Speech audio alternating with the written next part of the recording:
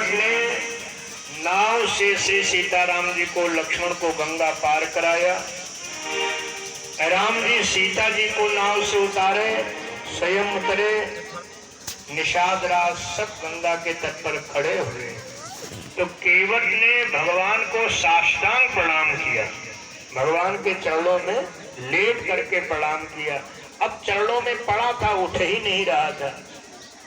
भगवान को लगा कि केवट दंडवत कर रहा है। इसने भले ही कहा था कि मुझे कुछ उतराई नहीं चाहिए, लेकिन अब इसका मतलब ये नहीं होता है कि इसने कहा मुझे कुछ नहीं चाहिए तो मेरा काम बन गया तो मैं कुछ दूं ही ना, आगे चला जाऊं।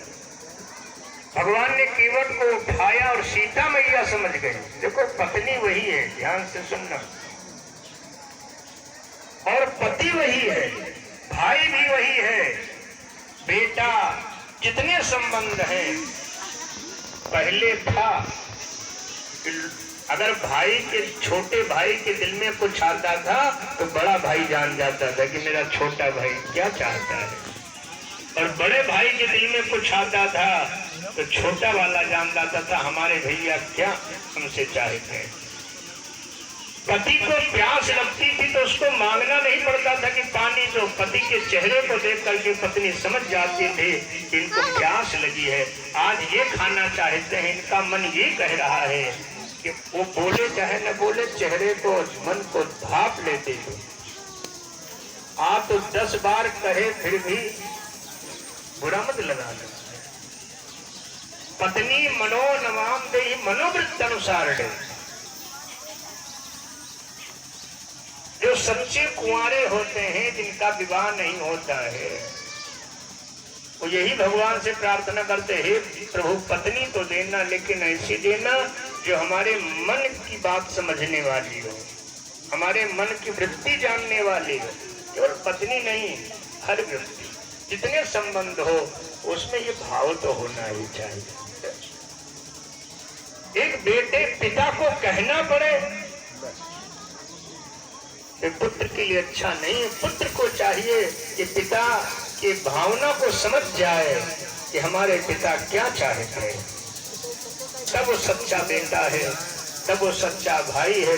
पति को भी चाहिए कि पत्नी के आव भाव देख करके समझ जाए, इसको लगता है कोई चीज अब चाहिए जरूर। हाँ, और आव भाव कैसे समझ में आता है? कहा जाता है जब ठीक से सेवा न हो, ठीक से रोटी न मिले, सामने थाली लाए थोड़ा गुस्से में रखे, पानी दे थोड़ा मुंह बिचका करके दे, तो समझ जाना कि 2-3 साल हो गए हैं, इसको कोई सोने चांदी के हार गहने नहीं मिले हैं। अब कोई न कोई इसको ला करके कुछ दे तो कहीं पड़ोस अड़ोस में देखी होगी।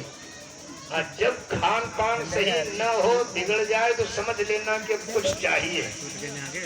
ला करके जब बढ़िया कोई 9 लखा हार दे दोगे, मंगल कंगन बनवा दोगे, तो फिर बढ़िया रोटी में घी लगा करके गरम गरम बिल्कुल चकाचक चलना शुरू हो जाए। भाव समझ में आ जाता है, भाप लेना चाहिए। सीता जी तुरंत भगवान के मन की बात समझ गए। इनको उतराई देने के लिए कुछ नहीं तो सीता जी जो हाथ में अंगूठी पहने थे वो निकाल करके राम जी को देने लगे। प्रभु आप इसको उतराई दे दो। केवट ने हाथ जोड़ करके कहा प्रभु मुझे कुछ नहीं चाहिए, ये सोने की अंगूठी मैं क्या करूंगा, मैं तो भील गवार जंगल में रहने वाला, मेरे लिए अंगूठी आभूषण की क्या आवश्यकता है। भगवान ने कहा तो ठीक है, अगर तुझे ये सोने चांदी की अंगूठी नहीं चाहिए तो मैं तुझे अपनी भक्ति देता हूँ। भगवान ने उसको विमल भक्ति प्रदान की।